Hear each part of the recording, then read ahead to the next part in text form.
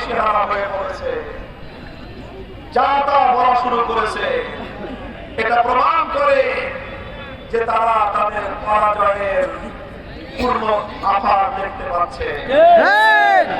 আমরা পরিষ্কার ভাষায় বলি, ইনসাফের যে বাংলাদেশ গড়বার জন্য শরীফ ওসমান হাদিরা শাহাদাত বরণ করেছে, আমাদের ভাইরা যে ইনসাফের জন্য রক্ত দিয়েছে, বেলাল বিপ্লবের মাধ্যমে ইনসাফের বাংলাদেশ আমরা গড়েই ছাড়বো ইনশাআল্লাহ।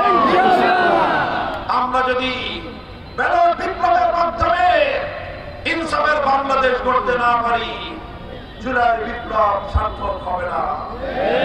এবারের নির্বাচন একদিকে সংসদ নির্বাচন, আরেকদিকে জুলাই সনদ বাস্তবায়নের গণভোটের নির্বাচন।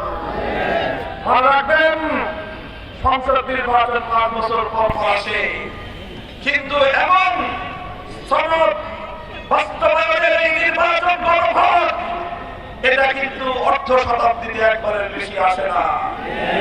তাই গণভোটে জুলাই সনদকে আইনি ভিত্তি কার্যকর করার মধ্য দিয়ে ফ্যাসিবাদের দুয়ার চিরতরে বন্ধ করতে হবে।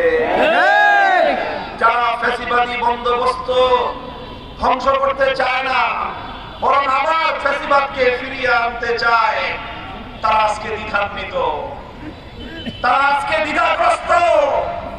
তারা দিনের আলোতে বলে গণভোটে হা বাসে সিল মারবা, রাতের অন্ধকারে আবার বলে না বাসে সিল মারবা।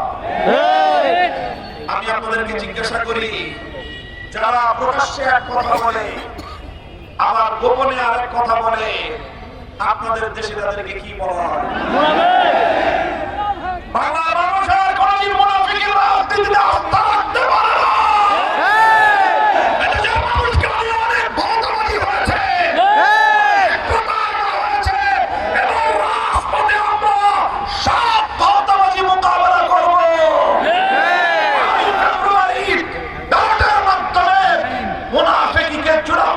আমরা বাংলাদেশ রক্ষা করে দিব ইনশাআল্লাহ।